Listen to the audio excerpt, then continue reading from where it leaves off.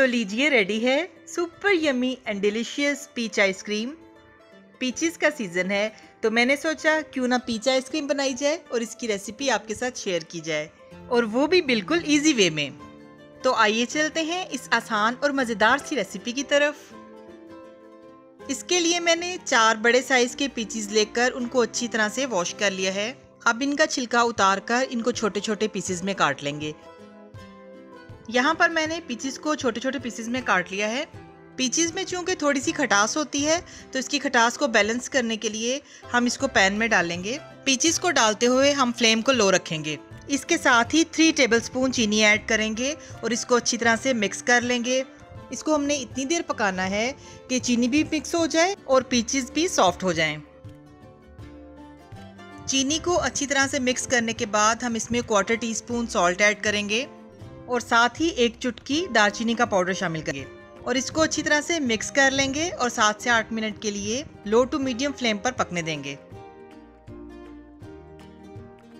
जी तो viewers, 7-8 minutes हो चुके हैं और पीचेस आप देखें कि सॉफ्ट हो चुके हैं और चीनी ने भी जो अपना पानी रिलीज किया था वो भी खुश्क होने वाला है। और अब इस पॉइंट पर हम 1 टेबलस्पून कॉर्नफ्लोर ऐड करेंगे और अच्छी तरह से मिक्स कर लेंगे।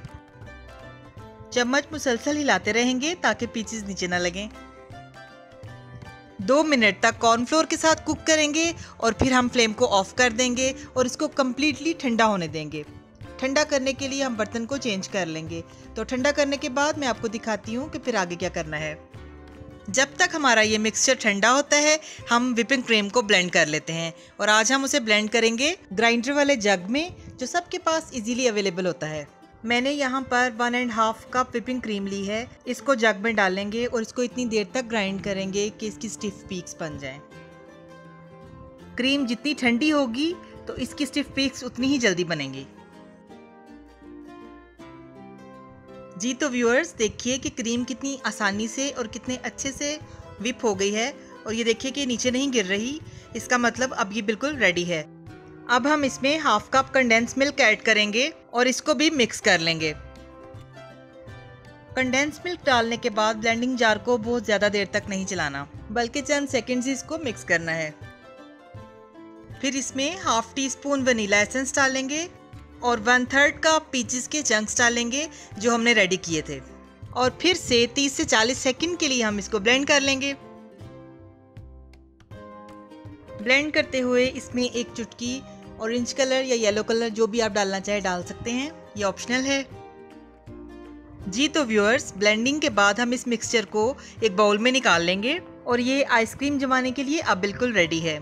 इसके बाद जिस भी कंटेनर में आइसक्रीम को जमाना हो इस मटेरियल को उसमें डाल देंगे और साथ ही पीचेस के वो चंक्स जो हमने शुगर के साथ रेडी किए थे वो भी शामिल कर देंगे और फिर बाकी की आइसक्रीम भी इसके ऊपर डाल देंगे क्योंकि हमें इसको अच्छी तरह से मिक्स कर लेना है। सारी आइसक्रीम को कंटेनर में डालने के बाद इसको इवनली सेट कर लेंगे और फिर इसको लिड लगाकर 2 घंटे के लिए फ्रीजर में रख देंगे।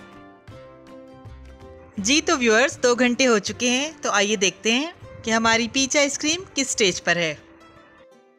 ये देखिए, ये साइड से थोड़ा थोड़ा जमना शुरू हो गई है और सेंटर में से अभी मेल्टेड है।